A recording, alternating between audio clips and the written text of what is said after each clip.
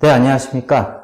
휴브레인 입시 컨설턴트 센터에서 입시 컨설트를 맡고 있는 김상현 컨설턴트라고 합니다.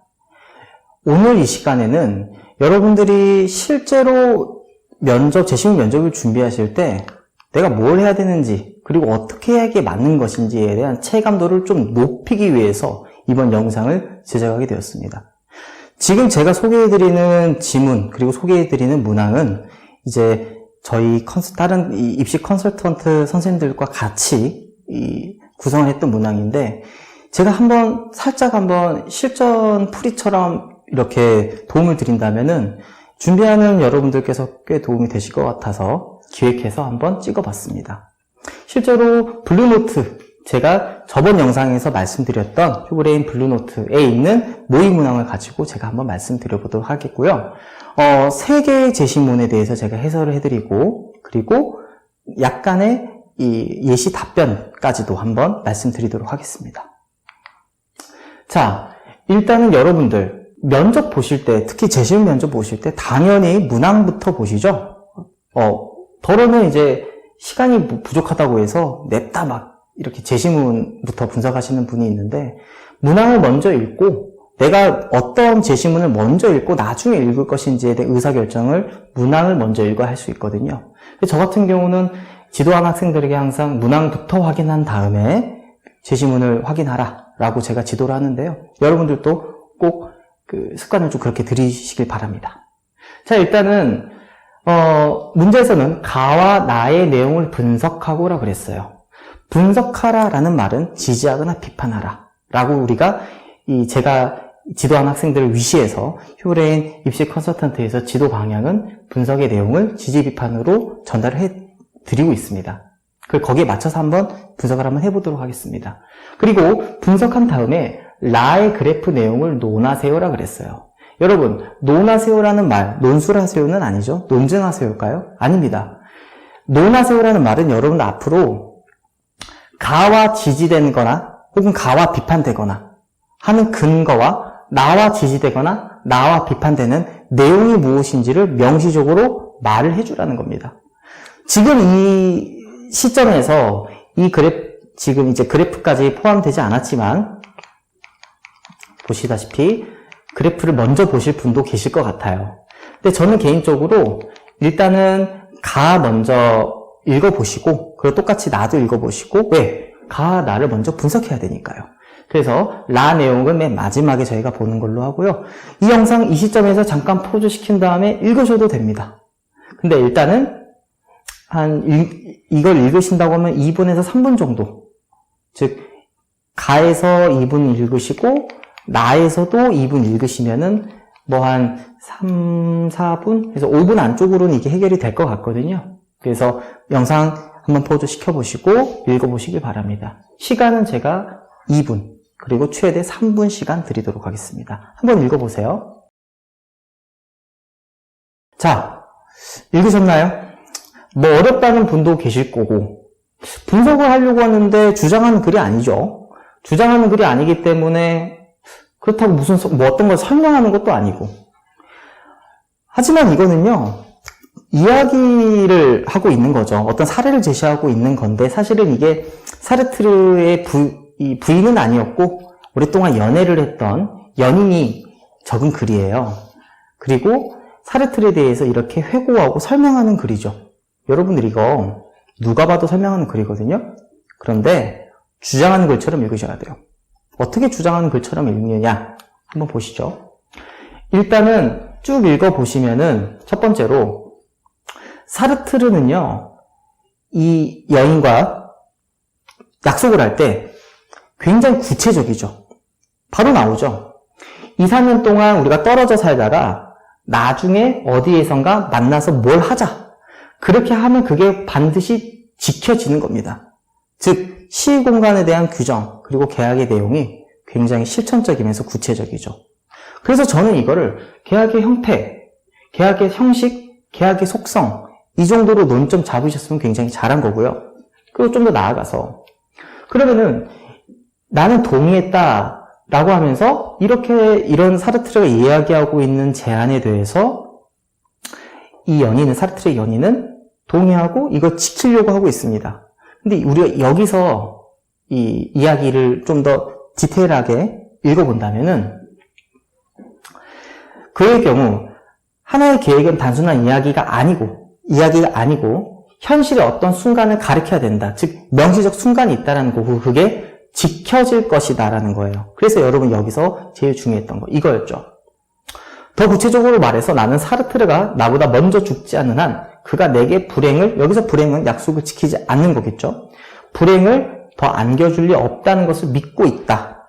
즉 개인적 신뢰와 믿음이 이미 형성이 돼 있다는 거죠. 그리고 그렇다면은 여기에서는 계약이 어떻고 계약이 굉장히 명시적이고 구체적이다라는 표현은 없지만 우리가 이렇게 읽으셔야 된다는 거야. 그걸 읽으시기 위해서는 이 정도의 비교 논점은 갖고 오셔야 된다는 겁니다. 그리고 계약이나 약속의 지속 가능성을 얘기해 봤을 때 계약이나 약속이 이 기존에 있었던 과거의 약속이 지켜지기만 한다면 앞으로도 지켜질 거라고 우리는 예상하고 예측할 수 있으며 나아가서 사르트르와 사르트의 연인 또한 그렇게 생각하고 있을 겁니다. 여기서 중요한 건 당연히 사르트르는 개인이고 그리고 이 편지의 저자도 개인이에요. 즉 공동체가 공동체도 아니고요. 개인과 국가도 아니고요. 개인과 사회도 아니에요. 즉 사적 개인과 사적 개인이 서로 이야기하고 있는 계약에 대해서 이야기하고 있죠. 즉 사적 신뢰감이 있기 때문에 계약이 이행된다고 이야기할 수 있겠습니다. 이렇게까지 읽어야 하냐고요? 한번 보시죠. 나를 한번 읽어보시면 제가 이거 왜 이렇게 잡았는지를 아실 수 있으실 거예요. 똑같이 이 친구도 사례를 혹은 이야기를 제시하고 있습니다. 제가 이것도 짧게 2분, 많게는 3분 시간 드릴 건데요. 한번 보시면서 여러분이 이 시점에서 해주셔야 되는 것은 가와 나를 분석하시는 거예요. 어떤 점이 같고 어떤 점이 다른지, 특히 어떤 점이 다른지를 정확히 분석해 주시는 게 필요합니다. 제가 똑같이 시간 2분에서 3분 드리도록 하겠습니다. 자, 제시문 나는 미나모토조의 사례를 이야기하고 있죠. 똑같은 상황에서 가와 나를 일단 먼저 우리가 비교해 보기로 했잖아요. 보시다시피 어떤 사람이 무엇을 사주면 그 사준 사람은 나중에 어떤 혜택을 받고 어떤 권리를 받는다가 명시적이지는 않아요. 그리고 이 유대관계는 굉장히 공적 규범의 유대관계입니다. 앞에 있는 사적 신뢰감과는 굉장히 다르죠. 강제성은 어떨까요? 약속을 지키지 않았다고 해서 이 말에서 쫓겨나거나 그러지는 않죠. 굉장히 느슨한 공적 규범을 이야기하고 있는 것 같습니다. 근데 우리가 방금 제시문 가와 나를 읽어서 계약의 형태, 신뢰의 형성, 계약의 지속 가능성, 그리고 사적 신뢰가 계약에 미치는 영향, 이 4개의 비교 논점을 잡아주셨다면은 이거 충분히 비교하실 수 있다라는 게 저의 제안이고 저의 전략입니다. 먼저 제시문 가는 굉장히 명시적이에요. 시간과 공간이 구체적이고 구획되어 있습니다. 그리고 대신 제시문 나는 굉장히 암묵적입니다. 신뢰 형성 과정과 원인을 보면은 사르트르와 사르트의 연인은 과거에 대해서 굉장히 지금까지 약속이 지켜졌기 때문에 앞으로도 지켜질 것이라는 신뢰가 있습니다. 즉 과거에 의존한 경험이었다면은 당연히 제시문 나는 공적 규범이겠죠. 혹은 전통이라고 우리가 이해하셔도 될 것 같습니다. 그리고 약속이 지속 가능하겠냐라고 봤을 때 앞에 사르트르의 경우는 한 번이라도 지켜지지 않는다면, 즉 그 사람이 나에게 불행을 가져다 준다면 한 번의 반증으로 이 약속이 파기되거나 위배되겠지만 제시문 나에서는 굉장히 느슨한 공적 규범이기 때문에 강제성이 낮다고 우리가 평가할 수 있겠죠. 따라서 전례되는 규범이라는 점에서만 지속 가능하겠다라고 우리가 이야기할 수 있고, 마지막으로 지금 미나모토조 같은 경우는 사적 신뢰는 전혀 계약에 영향을 미치지 않아요. 방금 말씀드렸던 것처럼 어떠한 강제성도 없기 때문입니다. 이렇게 하는 게 바로 제시문 가와 나를 분석했다는 뜻이에요. 그리고 제시문 라를 평가하라고 혹은 논하라라고 했을 텐데, 지금 보시면은 제시문 라는 제가 따로 시간을 드리지 않고요. 한번 같이 보시면은 기부금은 사회적으로 기부 문화를 확산시키기 위해서 정책적으로 공제해주는 제도라 해서 실제 우리 그 기부금 세액공제에 대한 법인세의 내용과 그리고 소득세의 내용을 저희가 가져왔습니다. 보시면 위에는 세제 혜택과 기부금 인정 한도에 대해서 이야기를 하고 있고 아래에서는 기부 참여율에 대해서 이야기하고 있습니다. 그러니까 6분위 중산층과 2분위 4분위의 기부 참여율의 변동성을 보여주고 있죠. 근데 여기서 이제 디테일하게 제시문 분석 안에 있는 데이터 분석을 하는 것도 중요한데 우리가 가와 나에 대해서 어떻게 지지해주고 어떻게 비판해줄까를 생각하고 한번 볼게요.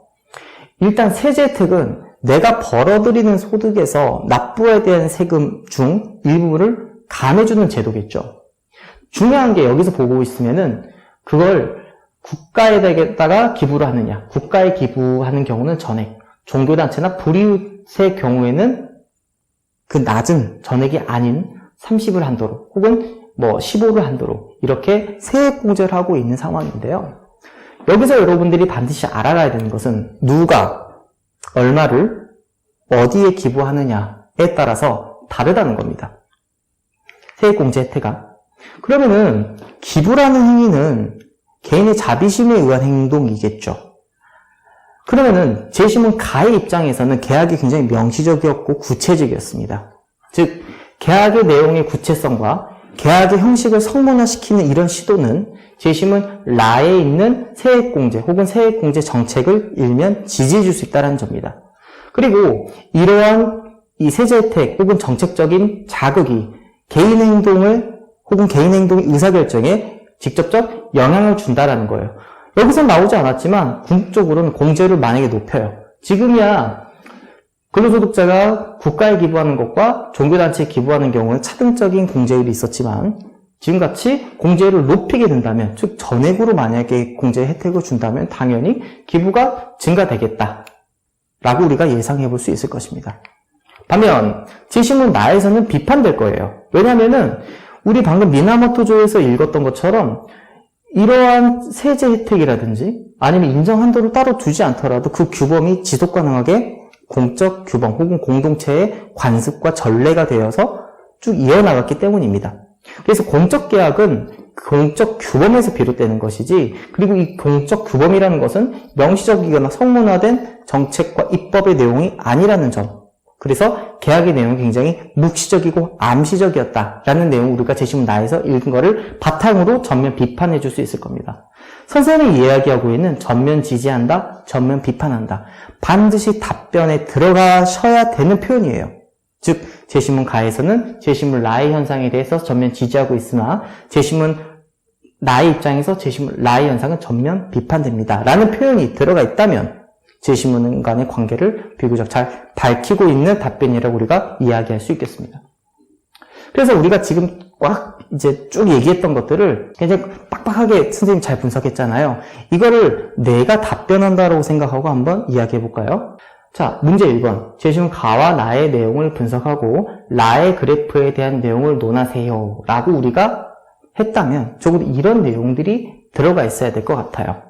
한번 선생님이 지금 즉석에서 한번 얘기를 해볼까요? 자, 문항 1번 답변 시작하겠습니다. 제시문 가와 나는 사회적 계약과 사적 계약에 대해서 공통적으로 이야기하고 있습니다. 하지만 계약의 형태, 신뢰 형성 원인, 그리고 계약의 지속 가능성, 그리고 사적 신뢰가 계약에 미치는 영향에 대해서는 각각 차별적으로 평가할 수 있겠습니다. 먼저 제시문 가는 계약의 형태가 암묵적이며 과거에 의존한 경험에 따라서 신뢰가 형성된다고 보고 있습니다. 또한 한 번의 반증으로 기존의 계약 혹은 미래의 계약이 지속 가능하지 않다고 볼 수 있으며 나아가서 사적 신뢰가 계약에 직접적인 영향 혹은 동의가 된다고 평가할 수 있겠습니다. 이에 반해 제시문 나는 계약의 형태가 암묵적이면서 공적 규범에 의해서 신뢰가 형성된다고 평가할 수 있겠습니다. 또한 전례되는 규범과 공유되는 규범에 의해서 계약이 지속 가능하며 사적 신뢰가 계약에 영향을 미치지는 못한다는 점에서는 가와 차이가 있다고 분석할 수 있겠습니다. 이를 바탕으로 라의 그래프의 내용을 논해 보겠습니다. 먼저 제시문 가의 입장에서는 라의 그래프를 전면 비판한다고 보여집니다. 왜냐하면 라는 자비심에 비롯된 시도인 기부라는 행위를 명문화 혹은 성문화시키려는 시도를 논하고 있는데, 이는 제시문 가의 입장에서 계약의 내용이 구체적이어야 되고 계약의 내용이 성문화돼야 된다는 점에서는 구체적인 계약을 얼마나 따를 것이고 얼마나 지킬 것이냐에 대해서 전면 지지하고 있겠습니다. 나아가 공제율을 높이면 당연히 기부가 더 활성화되고 기부 참여율이 모든 소득 분야에 대해서 증가할 것이라고도 평가할 수 있겠습니다. 하지만 제시문 나에서는 라의 그래프가 전면 비판됩니다. 왜냐하면 제시문 나의 미나모토조는 공적 계약 혹은 공동체적 규범은 전례되는 규범에 따르기 때문입니다. 이는 일말의 강제성과 일말의 구체성이 없기 때문에 아무리 공제율을 높이더라도 기부 증가의 효과는 없다고 평가할 수 있겠습니다. 이만 1번 답변 마치겠습니다. 여러분 하실 수 있겠죠? 쉽죠? 자, 일단 제가 실제로 저희가 지도하는 내용과 그리고 실제로 제가 이 지도하는 문항 그리고 제시문을 한번 예시로 갖고 와서 어떻게 지도를 해야 되는지 그리고 어떻게 학생들이 무엇을 시간에 맞춰서 알아가야 되는지를 전달해 드리고자 이번 영상을 기획하게 됐습니다. 이번 영상을 통해서 많은 도움 얻으시길 바라겠고 이번 영상 여기서 마치도록 하겠습니다.